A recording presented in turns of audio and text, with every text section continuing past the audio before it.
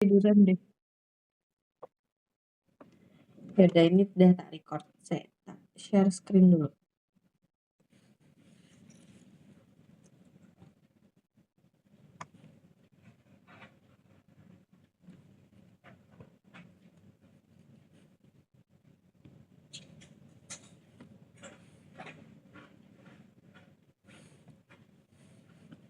Wait. Mana ya? Sebentar. Balik kos lah. Aku tuh kayak gitu. Aku tuh kayak gitu. Apa namanya? Itu kan bimbingan. Terus kayak teruslah lanjut. Terus penuh semuanya, ya Allah. Ntar ini kelompok kedua pun aku nggak tahu di mana.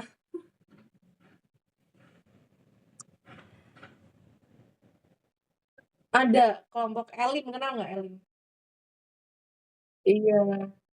Ya Allah, dia selalu minta offline. Aku udah mikir di mana ini. Tapi kalau malam kayak udah sepi deh. Ntar coba aja ke Rumi deh. Oke, aku mulai ya. Ini adalah tutorial skenario ketiga, pertemuan kedua. Nah, berhubung yang mau mengirimkan LO itu cuma kamu di grup, jadi aku ini membuat PowerPoint ini juga berdasarkan LO yang kamu kirim. Karena si Iza juga nggak kirim, jadi mungkin aku anggap sama. Tapi tenang aja, nanti di modul juga udah lengkap. Oke, aku mulai dari pembahasan trigger dulu. Nah, di trigger 2 ini ada yang pertama adalah pemeriksaan fisik. Pada pemeriksaan fisik di sini, dia keadaan umumnya tampak sakit sedang kompos mentis dengan GCS sebesar 15. Nah, berarti dia itu terlihat jelas pasiennya terlihat tidak sehat ya, tapi masih bisa lah buat berjalan, masih bisa buat beraktivitas. Dia kompos mentis artinya sadar penuh. GCS 15 yaitu nilai maksimal ya, yaitu pemeriksaan A4, verbal 5, motor 6. Jadi GCS 15 ini udah nilai maksimal, menandakan kemampuan baik dari motorik, sensorik dia itu masih dalam batas normal. Jadi kesimpulannya kondisi umumnya dia stabil. Dia tidak ada penurunan kesadaran, tidak ada shock hipovolemik juga. Tanda vitalnya, tekanan darahnya normal, nadinya masih di batas normal walaupun dia batas atas normal ya, takikardi ringan. Respiratory rate-nya dia naik, meningkat ya, dia takipnea. Karena normalnya itu kan di 20 ya batas atasnya, dia di 22 kali per menit, menandakan dia itu naik. Terus habis itu suhunya di 38,1 derajat Celcius, dia demam. Jadi di sini yang normal cuma tekanan darah sama nadi aja. Nadinya pun dia udah di batas atas. Sedikit takikardi. Respiratory rate-nya naik, takipnea, suhunya naik, tinggi, dia demam. Terus untuk status generalis, kepalanya normosefal, artinya kepalanya dalam bentuk normal. Tidak ada benjolan, tidak ada memar, dan lain sebagainya. Mata, konjungtiva tidak anemis, ya, tidak pucat, berarti dia tidak ada anemia. Sklera tidak ikterik, artinya skleranya nggak kuning, maka dia tidak ada gangguan hati atau bilirubin. Jadi kepala dan matanya normal. Terus mulut, mukosa agak kering, ya, mukosanya agak kering, berarti menandakan mungkin dia kekurangan cairan. Karena tadi dia ada kendala-kendala seperti, ada beberapa ketidaknormalan seperti tadi suhunya demam, ya kan, demam. Biasanya kalau kita demam kan mulutnya juga kering ya. Makanya kalau orang demam itu kan harus banyak minum air. Nah, itu bisa jadi salah satu respon tubuh juga. Jadi dia mukosanya agak kering, tapi tidak dehidrasi. Terus kemudian dia di bagian jantung, di bagian toraks dulu, dia simetris. Berarti menandakan tidak ada benjolan. Dia nggak ada luka yang menekan salah satu dinding dada. Suara napasnya vesikuler bilateral, artinya kanan kiri sama, normal. Tidak terdengar rongki maupun wheezing. Rongki itu kayak biasanya menandakan, kalau rongki itu biasanya menandakan ada cairan di paru. Tapi dia nggak ada, berarti normal. Wheezing, dia tuh suara ngik-ngik, misal dia asma, nah itu tuh wheezing. Dia biasanya asma, biasanya di paru-paru atau di saluran napasnya itu ada penyempitan, nah dia nggak ada, berarti dia normal. Terus ke jantung, bunyinya S1 sampai S2 reguler, dia bunyi jantung normal. Ini tuh bunyi jantung yang normal itu adalah ini. Dia takikardi ringan seperti yang sudah dijelaskan di atas tadi, dia, apa namanya, denyutnya itu adalah 100, jadi dia itu di batas atas normal. Makanya dia disebut sebagai takikardi ringan, dengan bunyi jantung normal dan teratur. Tidak ditemukan adanya murmur. Murmur itu apa? Murmur itu suara yang kalau di salah satu katup jantungnya itu nggak bisa menutup dengan sempurna. Jadi kayak apa ya, kayak tembus, kayak bocor. Nah, itu adalah suara murmur. Adanya suara tambahan akibat aliran darahnya tuh nggak bisa mengalir dengan normal atau nggak kayak biasanya. Nah, itu namanya murmur. Jadi, kesimpulannya di sini toraks dan jantungnya itu normal, cuman dia memang takikardi. Status lokalis abdomennya, inspeksinya, abdomen datar, simetris, tidak distensi, berarti nggak ada bengkak, tidak tampak sikatriks ya, maupun hernia. Terus pergerakan dinding abdomennya saat respirasi itu sedikit terbatas akibat nyeri. Jadi di bagian abdomen, di bagian perut, tadi kan dia mengeluhkannya nyeri bawah, ya kan? Makanya ketika narik napas ternyata dia nyeri. Itu. Sikatriks itu apa sih, Kak? Sikatriks itu adalah jaringan parut. Misal dia itu luka atau dia ada infeksi ya, itu menandakan nanti dia akan ada kayak jaringan parut yang menggantikan jaringan normal yang udah hilang gara-gara kena infeksi, kena inflamasi, kena peradangan. Nah, itu namanya sikatriks. Kalau hernia, hernia itu nonjol, tonjolan. Nah, itu namanya hernia. Tapi di sini tidak ditemukan apapun. Cuman intinya pergerakan dia nyeri gitu aja. Auskultasi, bising ususnya dia normal, tapi ada sedikit penurunan, bisa menandakan berarti, oh dia, bising ususnya turun, berarti bisa aja di situ ada inflamasi, bisa aja di situ ada peradangan. Nah, bisa dari situ. Terus pada perkusi timpani terdapat nyeri ketok ringan di kuadran kanan bawah, ya menandakan ada masalah tuh di situ. Sama kayak keluhan dia, terdapat nyeri di bagian perut kanan bawah. Makanya dia, langsung bisa dicurigai ke area situ. Terus dipalpasi nih, palpasi superficial, abdomennya lunak, ya abdomennya lunak berarti tidak ada kekakuan di seluruh lapang perut nggak ada kekakuan.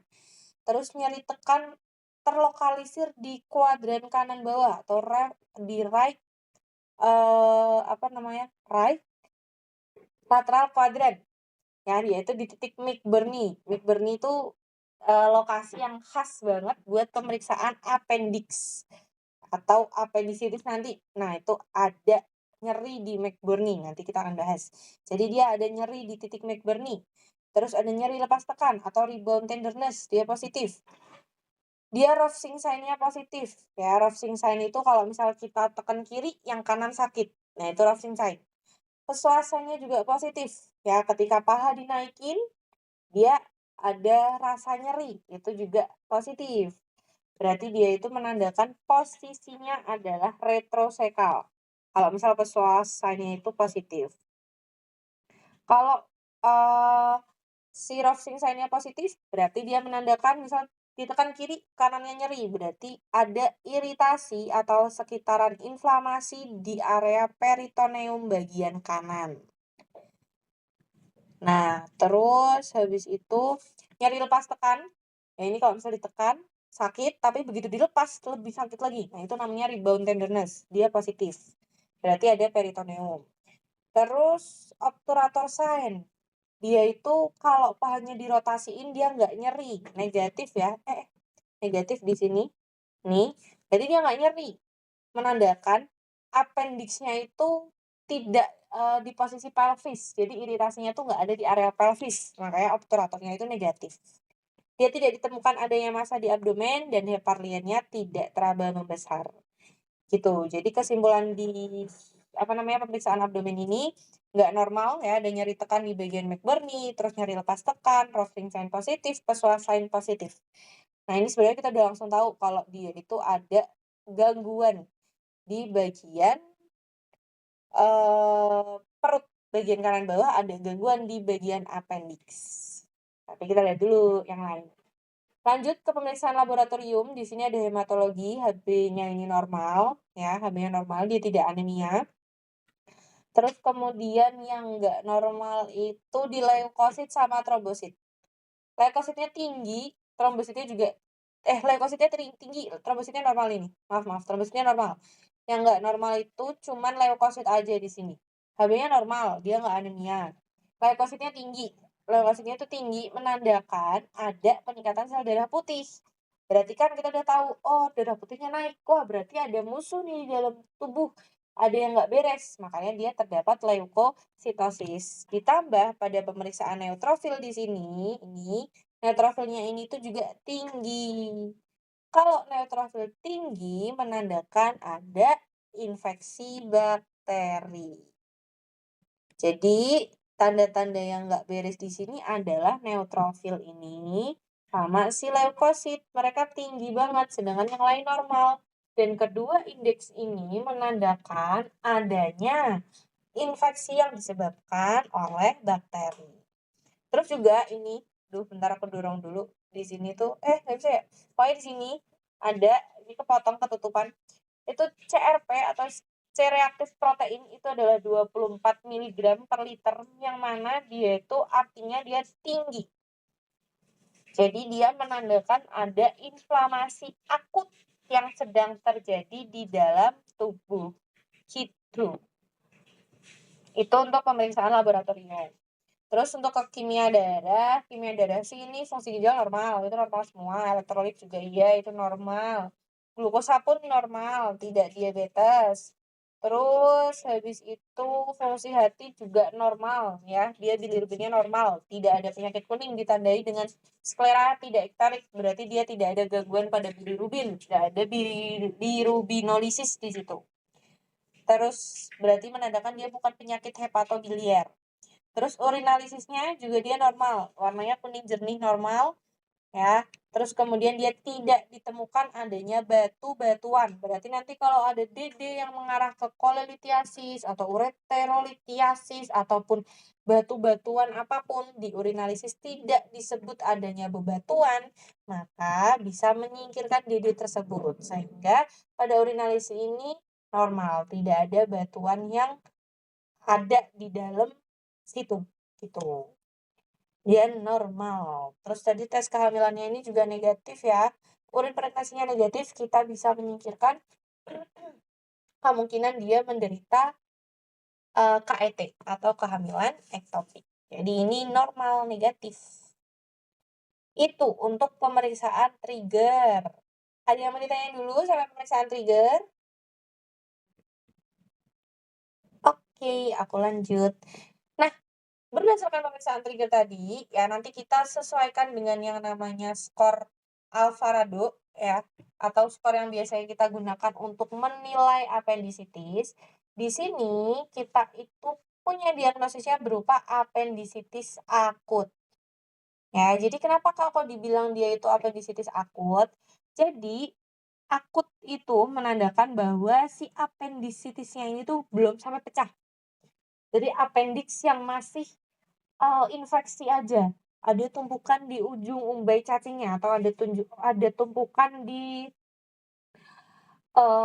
appendix-nya. Jadi dia belum sampai pecah, makanya dia itu belum sampai ke yang namanya perforasi. Kalau dia udah pecah, nah dia disebutnya baru apendisitis kronis atau perforasi apendisitis. Tapi karena dia masih belum pecah nih, biasanya pun kalau misalnya pecah, dia nggak komposmentis. Jadi seseorang dengan apendisitis kronis, kalau si ujung usus buntunya itu pecah, biasanya keluhan utamanya adalah dia sudah tidak komposmentis atau sudah terjadi penurunan kesadaran. Nah, di sini kan dia masih komposmentis ya, dia masih full itunya, tenaganya masih GCS-nya masih 15. Jadi ya di sini dia memang apendisitis akut gitu. Dengan diagnosis banding berupa gastroenteritis. Kenapakah gastroenteritis ini bisa dijadikan DD? Karena dia itu ada nyeri lokal di bagian RLQ tadi, di kuadran kanan bawah. Right lower quadrant kalau antrasif. Right lower quadrant, sorry. Kuadran kanan bawah atau di RLQ. Dia ada nyeri tuh di situ. Nah, kita bisa, berarti mungkin bisa aja nih gastroenteritis. Ya, kalau misalnya kita kuadran kanan bawah, ya kita langsung bisa tahu organ mana aja yang mungkin terkena di bagian kanan bawah situ. Terus kemudian Kenapa kita reject gastroenteritis ini? Karena tidak ditemukan adanya tanda-tanda seperti diare. Terus nyerinya itu biasanya nggak cuma di kanan bawah tok. Biasanya nyerinya itu bisa seluruh lapang perut itu bisa nyeri. Jadi dia tidak ada tanda-tanda itu, maka gastroenteritis ini bisa kita reject. Terus untuk ISK atau infeksi saluran kemih. Kenapa kok kita pilih ini? Karena biasanya dia ada nyeri. Dia bisa nyeri, nyerinya itu bisa menjalar sampai perut. Makanya apalagi dia di kanan bawah kan, di area bawah tuh bisa aja deket sama pubis. Ya, karena si nyeri ISK ini biasanya adalah nyeri suprapubik. Gitu. Tapi kita reject kenapa urinalisisnya semua normal. Di pasien semua urinalisisnya normal, nggak ada keluhan BAK, nggak ada keluhan sakit ketika keluarin air urin itu enggak. Berarti ISK ini bisa kita reject. Terus yang ureterolitiasis atau ada batu ureter. Kenapa kita reject? Ya jelas karena tidak ada bebatuan. Kenapa kita pilih? Karena dia nyeri. Nyeri hebat, apalagi dia nyerinya hilang timbul juga. Sama, bisa di mana aja dia. Ureterolitiasis ini bisa di mana-mana. Kenapa? Karena dia itu posisinya tadi deket sama abdomen. Jadi kadang nyeri dari si ureter ini justru kita artikan sebagai nyeri abdomen. Makanya kita masukkan ke DD. Kita jelas reject karena tidak ditemukan adanya batu pada pemeriksaan. Terus yang berikutnya ada kehamilan ektopik. Nah, kehamilan ektopik ini kita ambil karena nyeri perut bagian bawah. Jadi kehamilan ektopik itu adalah kehamilan yang dia itu posisinya bisa di mana-mana. Bisa bahkan pada beberapa kasus itu sampai ke hati itu bisa. Ya, jadi kehamilan yang terjadi di luar uterus atau di luar rahim. Bisa di mana-mana. Nah, makanya kenapa KAT ini kita pilih, karena di bagian kanan bawah itu bisa aja ada kehamilan di situ. Toh itu juga deket nih sama uterus. Makanya KAT ini bisa kita pertimbangkan. Tapi kita reject-nya dengan apa, Kak? Reject-nya dengan satu, nggak ada pemeriksaan yang menunjang. Contoh, PP testnya aja udah negatif. Ya udah, berarti kalau PP testnya negatif berarti fix dia tidak hamil. Gitu. Udah, itu udah fix banget. Berarti dia bukan KAT. Kalau PID atau pelvic inflammatory disease, dia juga sama, biasanya nyeri perut di bagian bawah, tapi biasanya dia kanan kiri, nggak cuman kanan tok. Biasanya si PID ini tuh dia kanan kiri, dan ciri khasnya itu adalah keputihan. Kita reject-nya pakai apa, Kak? Kita reject-nya itu dengan tidak adanya nyeri goyang serviks. Jadi di bagian serviks itu tidak ada nyeri. Nah, itu adalah PID. Gitu. Nanti tenang aja, kalau misal kelewatan atau kecepatan nanti di bagian coret-coret notes akan kutambahkan habis ini. Itu adalah PID. Gitu. Jadi ini DD yang bisa kamu ambil. Atau nanti kalau di modul ada tambahan kayak misal torsio gitu juga boleh. Torsio itu apa? Jadi kista di bagian uterus itu nanti ada kista. Di bagian ovarium itu ada kista. Nah, nanti kistanya itu kepelintir. Nah, itu namanya torsio. Tapi itu tidak aku masukkan karena rada apa ya? Gampang dititeni gitu sih dia. Jadi torsio itu belum bisa dipilih tapi nggak usah jadi utama. Itu adalah DD-nya. Jadi DD-nya di sini ada banyak ya, ada sistem urinaria, ISK, ureterolitiasis, ini sistem urinaria. Terus nanti gastroenteritis, terus habis itu nanti bisa masukin si tadi appendicitis atau GERD, itu juga bisa masuk ke alimentari. Terus nanti masuk KET sama PID, ini bisa masuk ke reproduksi gitu. Oke, nanti untuk mini quiz sama tugasnya kayaknya ada tugas ya, apa namanya, eee, maps ya, konsep lab nanti dikirim sama Dokter Intan. Ada tugas kan? Nah nah bener kan? Nah itu nanti dikirim katanya kata Dokter Intan nanti dikirim lewat email, jadi aku tidak boleh mengirim langsung, nanti dikirim lewat email gitu. Oke, itu untuk DD-nya. Nah, kita masuk ke Alvarado score. Kenapa sih kok ini bisa dikatakan sebagai appendicitis? Di sini aku jelasin dulu. Jadi, Alvarado score ini, aku menyingkatnya ini dengan sama kayak gini, aku hafalannya pakai ini, namanya adalah MANTRELS. Nah, jadi ada mantras. Yang pertama adalah migration of pain to the right lower quadrant. Artinya adanya perpindahan nyeri dari umbilikal ke RLQ. Jadi ada nyeri di kuadran kanan bawah sesuai yang pasien ini keluhkan. Dia mendapat skor 1. Kedua ada anoreksia. Terus kemudian ketiga dia itu ada nausea atau vomiting. Oh, bentar, anoreksia itu apa? Anoreksia itu turun makan, turun nafsu makan. Jadi dia itu anoreksia nervosa, dia nggak nafsu makan, dia malas makan. Itu anoreksia. Nausea atau vomiting, dia ada mual muntah, dia juga 1. Ya, jadi man itu 1. Terus T-nya itu adalah tenderness in the right lower quadrant, adanya nyeri tekan RLP. Itu kita dapat 2. Jadi ketika right lower quadrant atau kuadran kanan bawahnya ditekan, itu nyeri. Dia dapat 2. Nah, bedanya apa sama yang migration? Kayak migration tuh dia nggak usah ditekan pun udah nyeri. Jadi kita jalan biasa aja nih, nyeri kanan bawahnya tuh udah nyeri. Kuadran kanan bawahnya tuh udah nyeri. Nah, itu dapat 1. Tapi kalau misal kita tekan dia nyeri, nah itu langsung dapat 2. Terus rebound pain tuh nyeri lepas tekan tadi.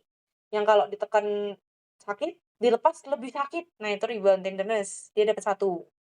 Elevation of temperature lebih dari sama dengan 37,3 derajat Celcius. Pada beberapa sumber menyebutkan 37,5 derajat Celcius. Sama, beda dikit doang. Nah, pada kasus ini kan 38,1. Tapi biasanya pada kasus-kasus lain itu demamnya demam tinggi, nggak cuma beda koma-koma, biasanya bisa up to 38. Jadi tidak usah bingung. Terus leukositosis, lebih dari 10.000, sesuai, persis banget sama yang dilihat di, di soal tadi. Dia tinggi banget, 13.300. Terus shift to the left, ya, shift of WBC count to the left. Lebih dari 75% neutrofil. Jadi neutrofilnya mengalami peningkatan. Sama seperti yang terdapat pada pemeriksaan laboratorium pasien ini. Dia dapat nilai 1 dengan maksimum skor 10. Nah, kebetulan ya, pada pasien ini dia itu dari tadi hasil anamnesis, terus keluhan utama, terus kemudian ke pemeriksaan laboratorium, ya kita itu mendapatkan skornya itu udah 10 kalau pakai Alvarado. Artinya sudah mencapai maksimal skor, menandakan dia sudah fix apendisitis akut. Dan nanti ada skor yang ini. 1 sampai 4 dia bukan apendisitis akut. 5 sampai 6 dia curiga apendisitis akut. 7 sampai 10 dia fix apendisitis akut. Tapi pada beberapa sumber juga ada yang seperti ini. 1 sampai 4 dia bukan apendisitis akut. Not considered likely. Jadi dia bukan apendisitis. 5 sampai 6 dia bisa aja apendisitis, tapi belum yakin nih. Maka kita perlukan observasi lebih lanjut. Kita perlukan pemeriksaan lebih lanjut. Terus kemudian nomor 7 sampai 8 dia apendisitis. Makanya dia perlu konsultasi bedah. Dia perlu dikonsultasiin dulu. Terus kemudian 9 sampai 10 dia sangat mungkin adalah apendisitis dan sangat perlu segera. Sangat perlu operasi segera, itu 9 sampai 10. Gitu. Tapi ada yang cuma 3 tadi, 1 sampai 4, terus habis itu 5 sampai 6, nah 7-nya langsung jebot 10. Nah, itu ada. Jadi ini bukan apendisitis akut, ini curiga apendisitis akut, yang ini fix apendisitis akut. Gitu. Tapi kalau yang ini aku ambil 4. 1 sampai 4 bukan, 5 sampai 6 itu bisa aja, tapi mungkin tidak memerlukan operasi atau memang kita perlu melakukan observasi lebih. Nah, 7 sampai 8 dia apendisitis. Makanya kita harus usahakan konsultasi bedah dulu. Tapi 9 sampai 10 dia udah fix banget, bahkan mungkin apendisitis akutnya udah lama atau udah cenderung parah, makanya memerlukan surgery atau operasi yang segera, gitu. Itu untuk Alvarado-nya. Makanya pada kasus ini skornya itu 10, artinya semuanya terpenuhi, menandakan dia adalah apendisitis akut. Oke, Terus kemudian kita lanjut ke etiologi. Nah, etiologi di sini aku ambil beberapa, ini mungkin agak beda sama modul, tapi nggak apa-apa, nanti tak tambahin penjelasannya. Aku ambil beberapa di sini ada obstruksi lumen appendix, infeksi, hiperplasia limfoid, fekalit, tumor, parasit, dan benda asing. Paling sering ya itu adalah si obstruksi lumen appendix. Sebenarnya tuh gini, jadi sebenarnya etiologinya tuh utama tuh cuman obstruksi lumen appendix. Yang dinamakan appendicitis akut itu adalah penyumbatan pada lumen appendix atau obstruksi dari lumen appendix. Cuman obstruksi atau sumbatannya ini tuh disebabkan oleh apa aja sih? Nah, oleh apa? Oleh infeksi bisa, terus nanti oleh hiperplasia bisa, oleh fekalit bisa, kayak gitu. Kalau misal contohnya infeksi, ya nanti kalau yang obstruksi kan nanti kita akan bahas di patofisiologi. Eh Pada infeksi, contohnya apa ya? Contohnya infeksi virus atau bakteri di saluran cerna ya, dia akan merangsang sistem imun. Sehingga sistem imun ini nanti ya akan ngefek nih ke bagian hiperplasia limfoid. Jadi gini, kalau misal dia itu terjadi infeksi, nah ada infeksi di dalam tubuh kita, kita kan akan merilis sitokin-sitokin proinflamasi, akan merilis teman-teman yang membantu kita dalam infeksi. Contoh ada makrofag, ada monosit, ada neutrofil, ada limfosit, dan lain sebagainya. Jadi ketika terjadi infeksi, maka akan ada limfosit yang akan dikeluarkan. Ya kan, ada limfosit B ataupun limfosit apa namanya T. Nah, itu kan dia apa? Keluar tinggi nih kadarnya. Kalau misal infeksinya itu berkepanjangan, infeksinya berkelanjutan, lama lagi, gede, ya, banyak infeksinya, maka limfosit yang dikeluarkan akan terus-menerus. Sehingga akan memicu pembesaran jaringan di limfoid.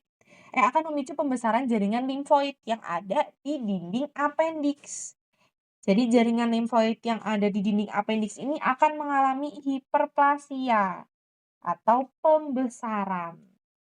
Sehingga kalau dinding appendix di sini jaringan limfoidnya membesar akibat reaksi imun tubuh kita ya, maka yang tadinya usus halus kayak gini, nih aku bayangin aja, misal usus halus gini deh, permisalan aja gini, misal seperti ini. Nah, di sini itu ada jaringan-jaringan limfoid, terus dia membesar, ya, dia akan makin mempersempit jalur yang ada di usus halus. Dia akan mempersempit lumennya. Jadi lama-lama kalau dia makin besar makin besar makin besar, udah bukan obstruksi lagi, dia langsung udah bukan menyempit lagi, tapi langsung obstruksi atau langsung menyumbat, langsung ketutup, udah bukan nyempit lagi, gitu. Jadi ketika jaringan limfoid di appendix-nya membesar akibat reaksi imun, terus menonjol ke dalam lumen, lumennya akan menyempit atau bahkan bisa tertutup. Jadi, infeksi dan hiperplasia ini tuh adalah salah satu hal yang paling berkaitan. Jadi mereka saling berkaitan, terus kemudian nanti setelah dindingnya ini membengkak sampai akhirnya nutup jalan, ya udah makanya jadilah obstruksi. Terus habis itu fekalit. Fekalit itu adalah feses keras kayak batu. Ya, jadi ada feses keras seperti batu yang mana fekalit ini itu malah masuk ke lumen dari appendix-nya, masuk ke lumen usus buntunya. Sehingga ketika masuk ke dalam lumen appendix atau masuk ke lumen usus buntunya, maka fekalit yang feses keras ini nyumbet deh. Jadi dia akan nyumbet seperti sumbatan botol. Sehingga ya udah akhirnya dia stuck di dalam usus, mana dia fekalit lagi. Fekalit kan feses. Isinya apa? Isinya kotoran-kotoran bakteri-bakteri. Makanya ketika dia itu kesumbat di dalam usus, stuck di dalam appendix, ya udah dia akan memicu infeksi tambahan gitu. Jadi ini justru paling sering kalau pada orang dewasa yang sering itu sebenarnya fekalit, seperti itu. Terus kalau tumor, tumor ya karena dia udah gede duluan ya, bisa aja nih, "Kak, tumornya di dalam appendix kah? Atau tumornya di mana?" Bisa di dalam appendix, bisa enggak. Kalau di dalam appendix make sense ya, ada tumor, benjol, terus nutup, nyumbet, nah make sense ya kan, oh iya berarti dia, apa namanya, berarti dia, nyumbet nih, gitu. Tapi kalau misal dia di luar gimana, Kak? Ya kalau di luar, dia justru akan neken. Contoh tumornya itu di bagian sekum atau anggaplah di bagian, usus besar deh, di dinding usus besar bagian luar. Lama-lama kan tumornya besar besar besar besar, akhirnya neken tuh si appendix. Karena dia makin besar, makin keteken, ya udah, maka akhirnya lumennya jadi sempit, jadi ketutup, gitu. Kalau parasit, benda asing, contoh apa, Kak? Contoh cacing, tapi dia jarang sih kalau cacing nyebabin appendix, yang sering tuh benda asing, contohnya apa? Biji-bijian, biji cabe itu paling sering. Jadi biji cabe itu nggak sengaja kebawa masuk ke lumen dari si appendix. Appendix kan usus buntu ya, dia bener-bener nggak ada ruang ya. Jadi kalau misal di sini ada cabe atau ada cacing masuk di sini ya langsung infeksi. Sama halnya seperti fekalit tadi, begitu fekalit masuk nggak bisa keluar, nyumbet, infeksi di situ, ya udah obstruksi. Alhasil apendisitis, gitu. Nah, kenapa sih, Kak, kok bisa sih, kok gara-gara obstruksi atau gara-gara sumbatan doang yang masuk ke dalam appendix kok bisa jadi apendisitis tuh kayak gimana? Nah, jadi setelah ada sumbatan di bagian lumen, di sini ada sumbatan atau di sini ada, apa sih, ada penumpukan lah intinya gitu ya, ada penumpukan di bagian appendix, mukus itu tuh akan tetap diproduksi sama usus halus. Jadi sama appendix-nya tadi ya, jadi misal ada obstruksi gitu, dinding-dinding usus halus ini tuh tetap akan menghasilkan mukus. Tetap akan menghasilkan, cairan, tapi dia nggak bisa dibawa keluar. Makanya mengakibatkan tekanan di dalam lumen appendix ini akan meningkat, sehingga appendix-nya gede, makanya dia distensi atau bengkak.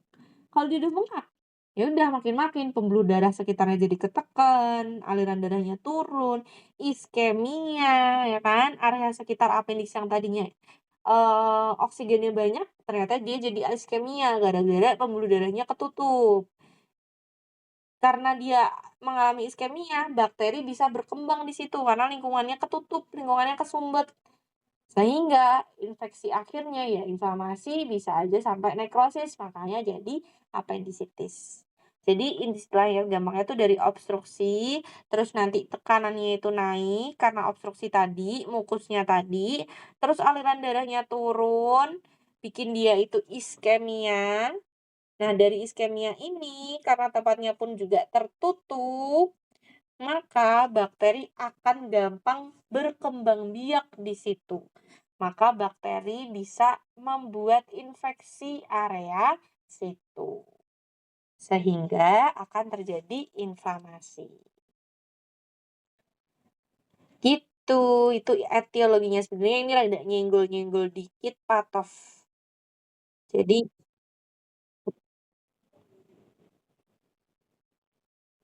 mhm,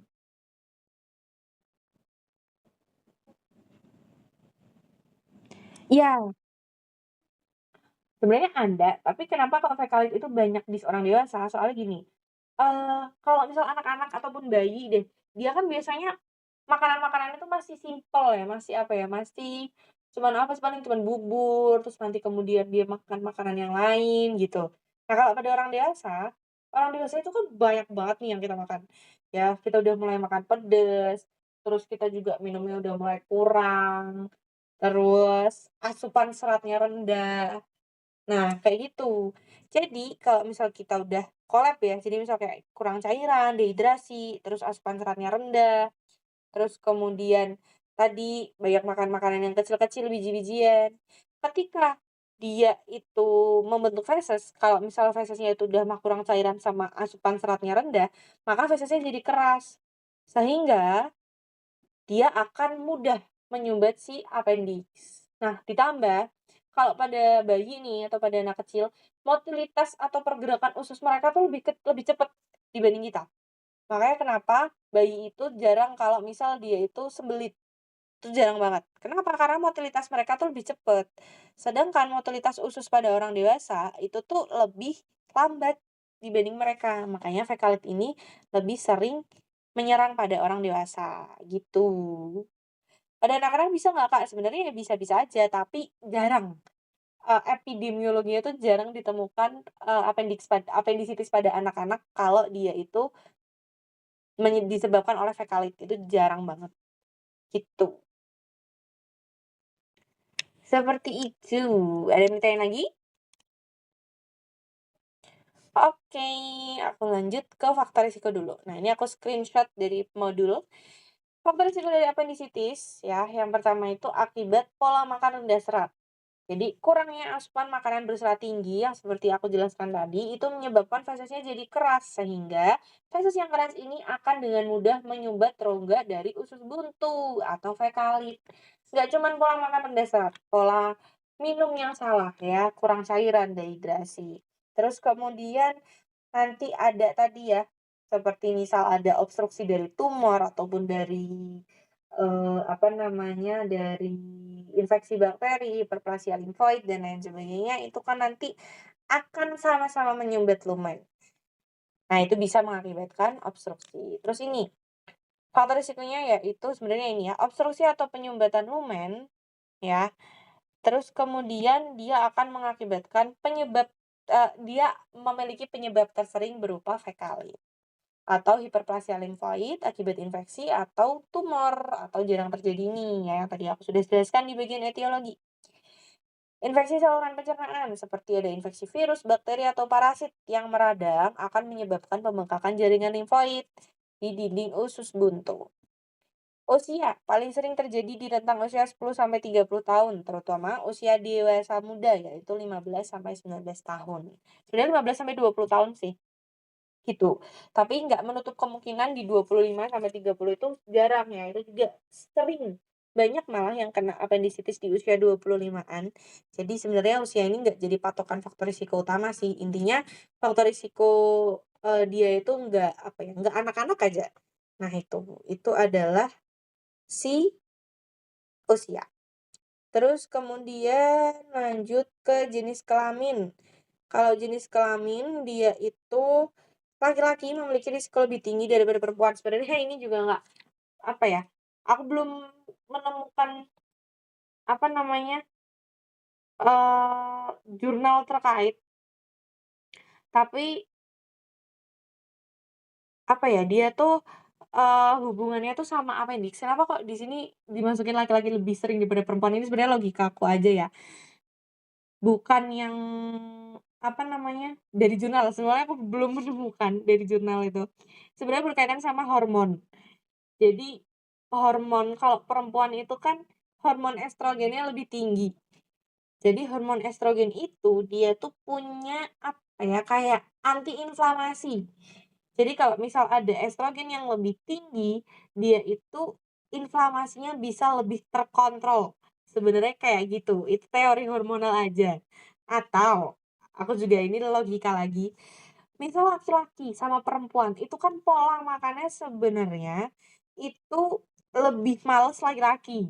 Ya walaupun balik lagi aku nggak menemukan jurnal terkait, tapi berdasarkan faktor risiko yang pernah aku baca di tutorial sebelumnya waktu aku karena ini skenarionya persis plek kayak cutting, kayak aku persis sama persis. Jadi pas aku baca di catatan skenario aku dulu, itu tuh karena laki-laki itu lebih jarang mengkonsumsi serat daripada perempuan. Makanya dia lebih sering mengalami fekalit, gitu. Atau tadi hormon estrogen perempuan itu lebih tinggi, sedangkan estrogen itu kan untuk antiinflamasi. Terus juga, kenapa kok jarang terdiagnosis, ya kenapa kok laki-laki itu lebih sering terkena daripada perempuan? Sebenarnya bukan lebih sering terkena, tapi pada perempuan itu sering terjadi bias diagnosis. Jadi pada perempuan itu kan penyakit nyeri kanan bawah itu kan banyak banget ya. Bisa tadi, bisa KET, bisa PID tadi, ya infeksi panggul tadi, pelvic inflammatory disease, terus bisa kista ovarium, itu kan banyak banget. Makanya pada perempuan itu cenderung sulit didiagnosis, karena itu. Karena kayak, wah dia kuadran kanan bawah, biasanya kalau pada perempuan, ngehnya itu langsung ke area perahiman. Kalau ada nyeri di bagian bawah. Makanya jenis kelamin laki-laki itu sebenarnya lebih cepat terdiagnosis daripada yang perempuan. Sebenarnya dari situ aja sih, untuk yang lain tuh jujur sampai sekarang aku juga belum menemukan ya, belum, apa ya, belum menemukan jurnal terkait. Tapi sepertinya di modul sudah disertakan sumber. Jadi nanti coba boleh dicari. Tapi berdasarkan logika teori dan catatan skenarioku kemarin, itu alasannya adalah seperti itu. Gitu. Terus untuk faktor lainnya seperti infeksi cacing, parasit, cedera perut, dan kelainan anatomi. Ya sebenarnya ini mirip kayak etiologi tadi. Jadi nanti bisa dikaitin aja.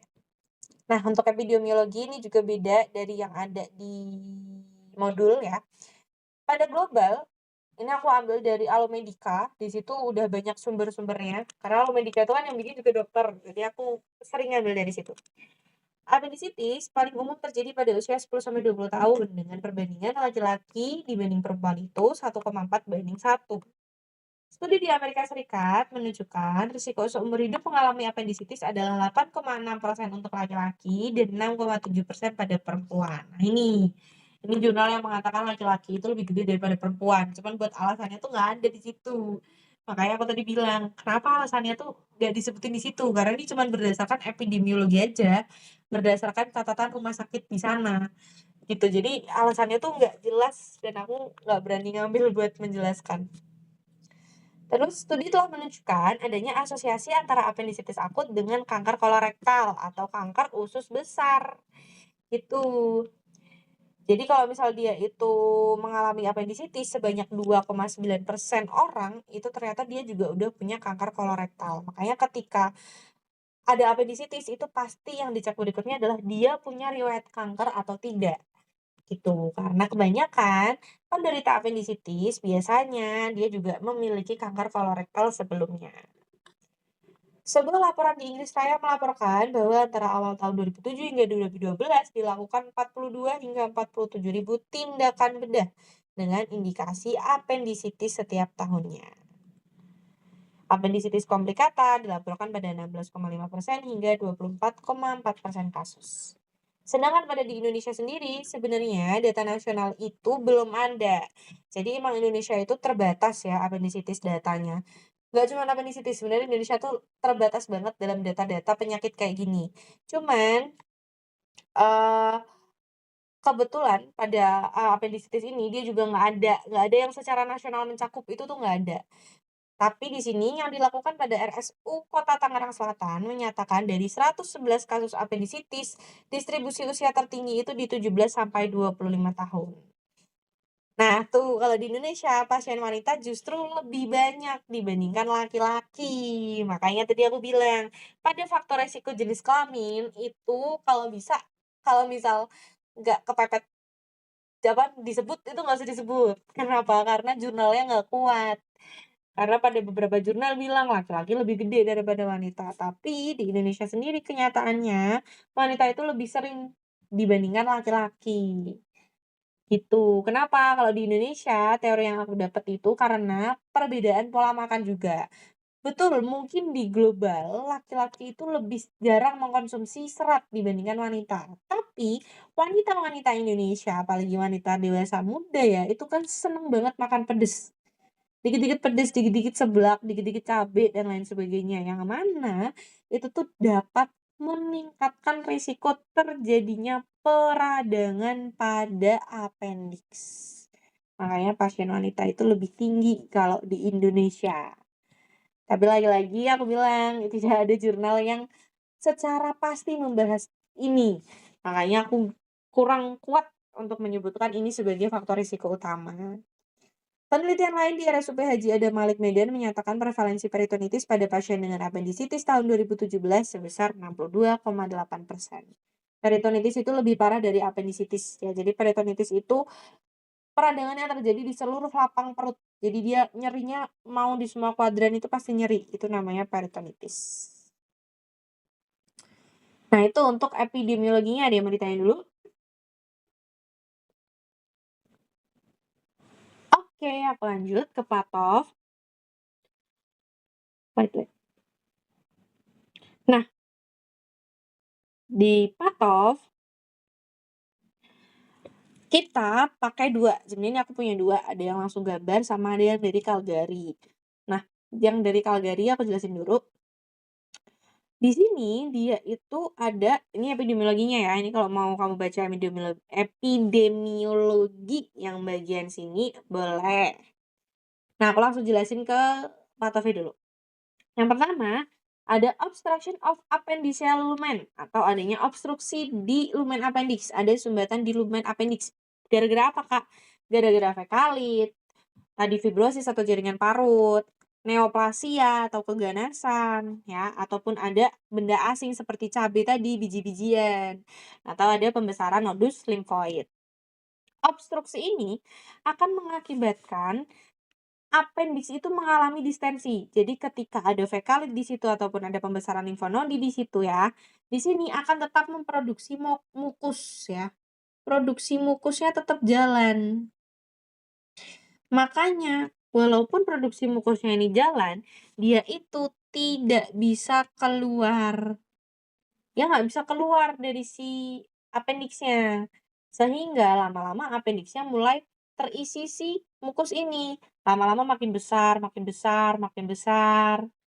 Sehingga karena isi dari mukus tadi terperangkap, apendiksnya mengalami distensi atau bengkak. Jadi apendiksnya bengkak.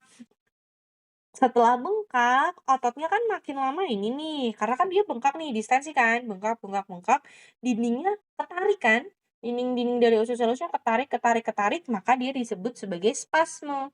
Terjadi yang namanya spasme otot. Jadi ototnya tegang, menegang, ketarik akibat si isi dari apendiksnya ini banyak. Gitu. Nah, kemudian karena tadi dia udah mulai ketarik, maka ini kita kesamping dulu, terdapat stretching of visceral peritoneum.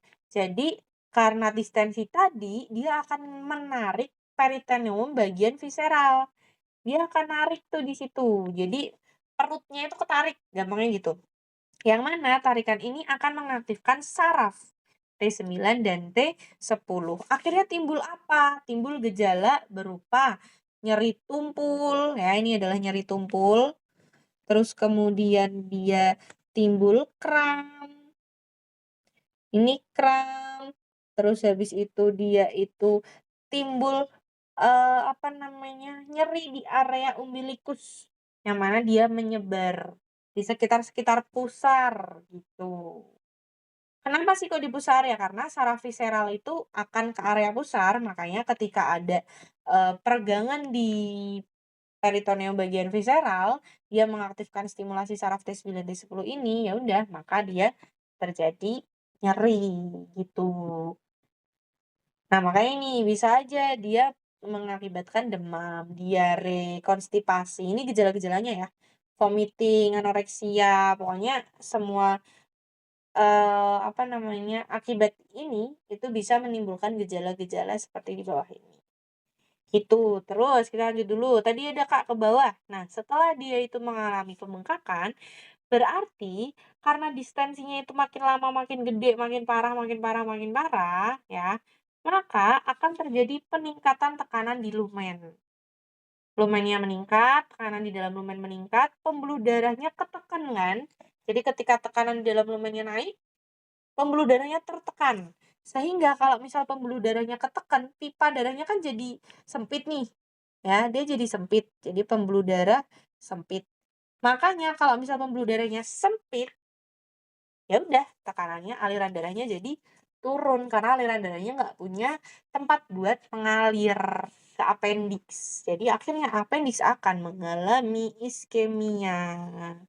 Oksigennya habis. Kalau iskemia apa efeknya? Nekrosis.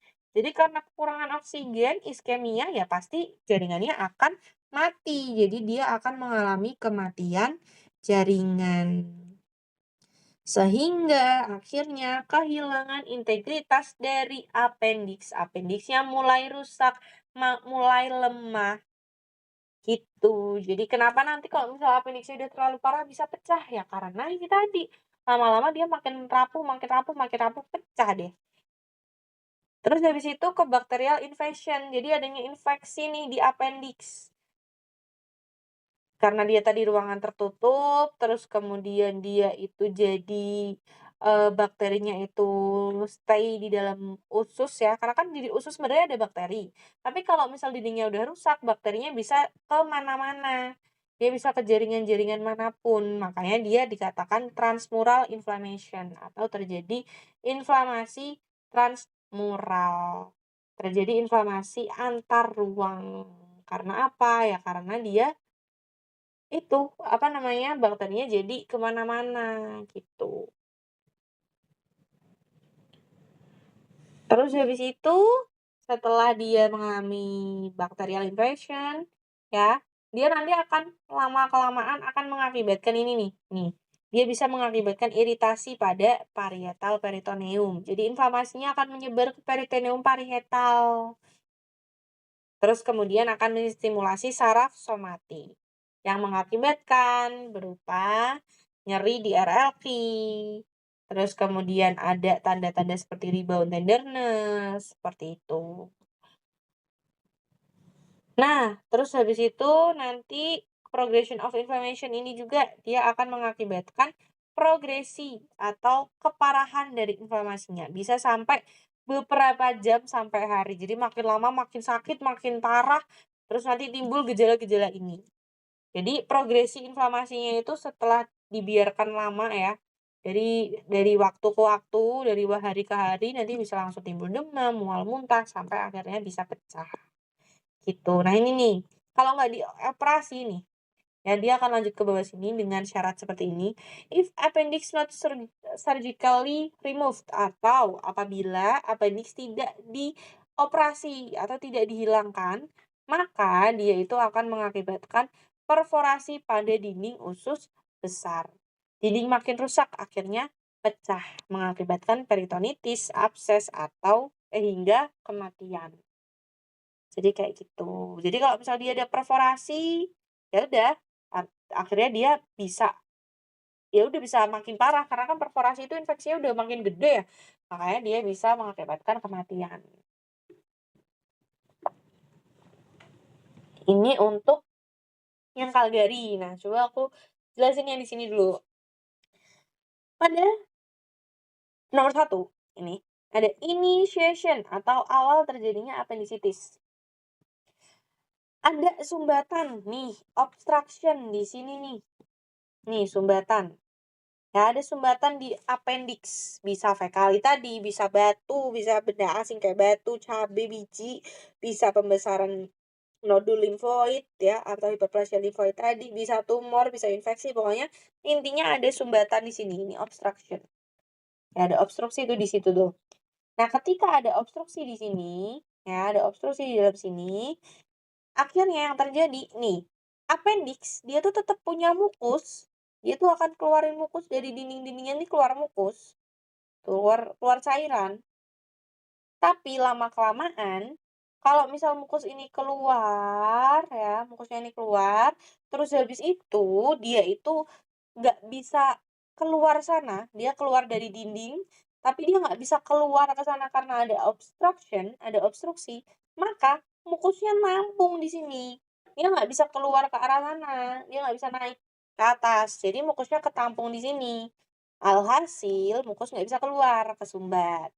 Mukus numpuk, lumen makin penuh, appendix mulai gede atau mengalami distensi. Nah, next kedua.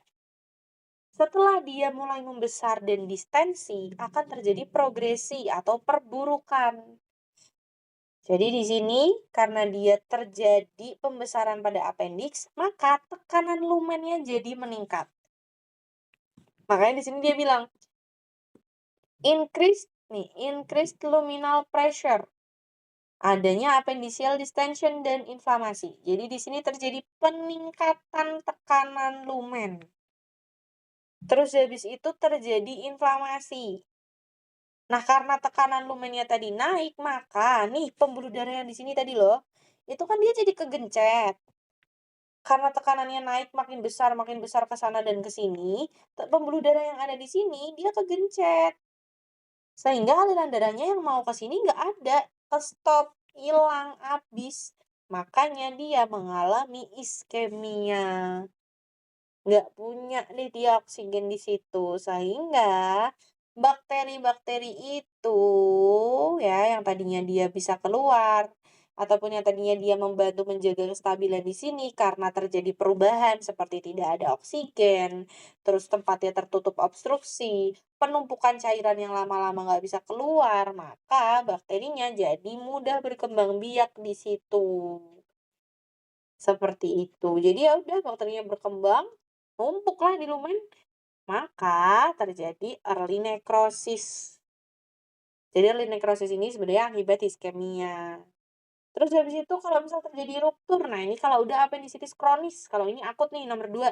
Kalau yang 3, ketika sudah terjadi pecah atau perforasi, nih ya, lama-lama kan dia tadinya nutup gini. Nah, ini tadinya dia nutup gini, terus lama-lama si tekanannya ini tuh nggak bisa keluar. Lama-lama tekanannya dia di sini mulu, ya kan? Tapi karena dia yang namanya kayak bendungan, ya dia suatu saat jebol. Jadi ketika jebol, ya udah namanya perforasi. Perforasi ini apa isinya? Banyak. Perforasi ini ada nanah, ada bakteri, ada leukosit, semuanya ada di sini ya. Ada mukus-mukus yang tadi sudah penuh dengan bakteri, dia akan keluar. Sehingga akan terjadi penyebaran bakteri ke seluruh rongga perut yang efeknya adalah peritonitis. Gitu. Dia akan membentuk abses lokal juga. Makanya nanti ini kalau misal dia sudah appendicitisnya udah sampai pecah, udah sampai perforasi, kronis, sepsis lah. Pasti dia sepsis. Jadi dia bisa menyebabkan kematian. Makanya aku bilang, kalau misal seseorang dengan appendicitis kronis datang ke rumah sakit, biasanya dia sudah mengalami penurunan kesadaran atau delirium atau dia udah nggak kompos mentis gitu. Seperti itu patofisiologinya. Sebelum aku move ke tata laksana, ada yang mau ditanyain?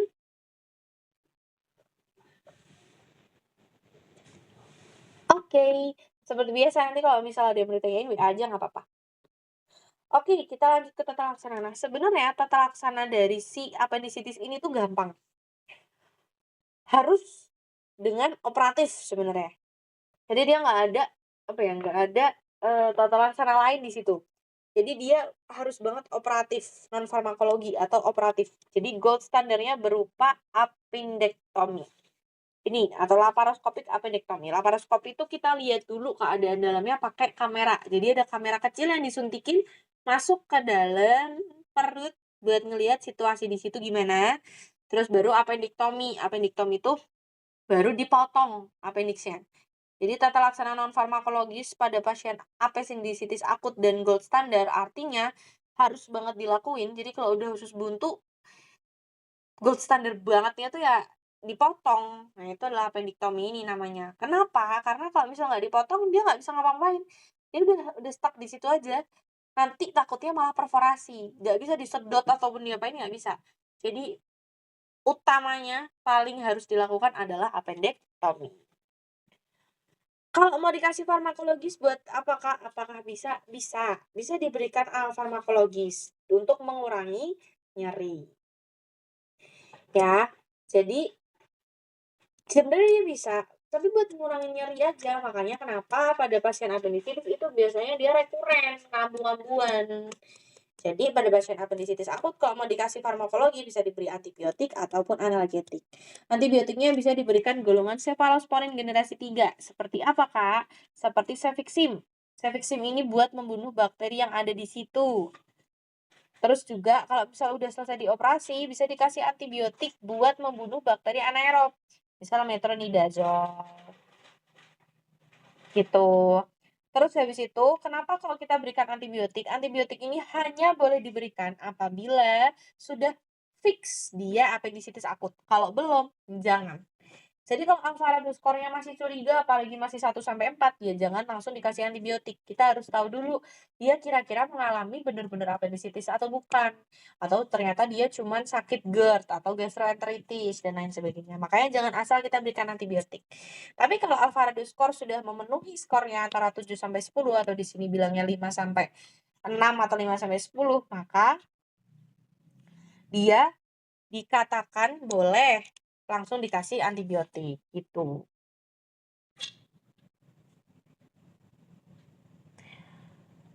Oke. Bentar, tak balesin Elin, bentar.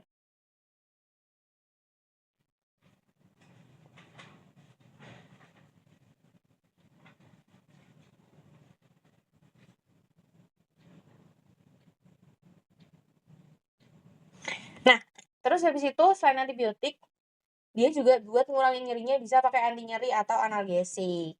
Contohnya apa? NSAID, bisa kasih asam mefenamat ya, ataupun kalau misal dia itu, memiliki bukan resistensi sebenarnya, tapi kayak tubuh yang nggak memungkinkan, ya bisa dikasih yang golongan rendah seperti parasetamol. Jadi asam mefenamat tuh kalau udah mentok, kalau nyerinya udah sakit banget, nah itu obatnya bisa dikasih asam mefenamat.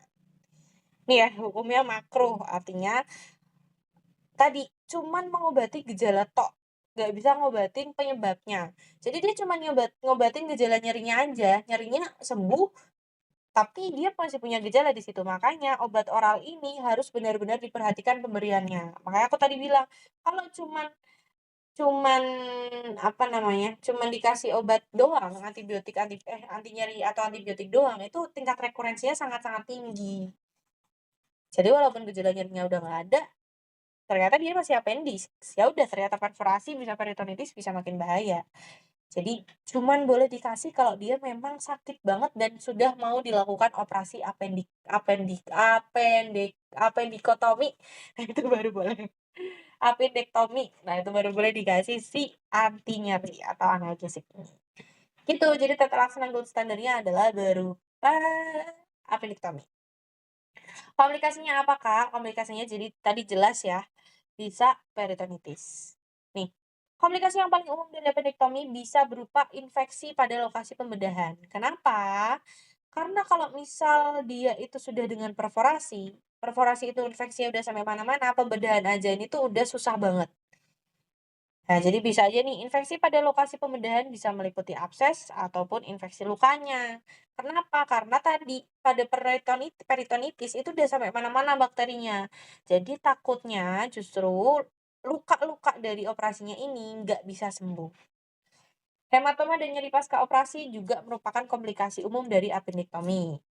Rekuren nih, apendisitis rekuren dapat terjadi pada hampir setengah dari pasien yang ditangani secara non-operatif.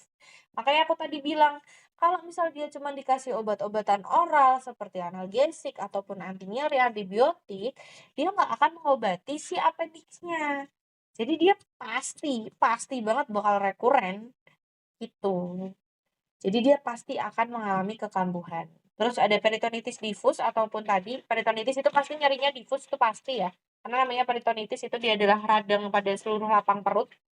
Terus kemudian sepsis, dia infeksi. Makanya kalau misal dia tidak ditangani, dia bisa perforasi peritonitis tadi. Terus kondisi ini dapat menyebabkan morbiditas yang signifikan dan bahkan kematian. Nih, absces appendix, appendixnya menimbulkan pus. Perforasi tadi yang sudah aku jelaskan, dia pecah ya. Jadi keluar dari appendixnya. Peritonitis sekunder. Ya, akibat perforasi dari appendix tadi, maka dia bisa peritonitis kemana-mana. Sepsis. Karena abses tadi kan intinya infeksi bakteri, makanya dia bisa jadi sepsis. Dan yang terakhir paling parah adalah kematian. Prognosisnya, kalau misal dia itu didiagnosis dan diobati secara cepat sejak awal, ya, pemulihan akan diharapkan dalam waktu 24 hingga 48 jam. Tapi apabila dia sudah mengalami perforasi, abses, terus peritonitis ataupun sepsis, jelas prognosisnya akan lebih sulit dan jelas akan memerlukan pembedahan. Faktor berikut yang berhubungan dengan peningkatan tingkat kematian yaitu usia lebih dari 80 tahun, imunosupresi atau ada penekanan imun, penyakit KV yang berat, dan juga ada episode apendisitis yang belum terobati sebelumnya. Itu bisa memperburuk prognosis. Gitu. Sekian. Adakah yang mau ditanyakan sebelum aku akhiri?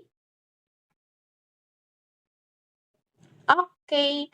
Nanti MP sama mind map-nya coba ditanyain di grup ya. Kalau belum dikirim sampai malam nanti sampai jam 10 coba ditanyain di grup ya. Soalnya nanti akan dikirim Gmail lewat Dokter Intan.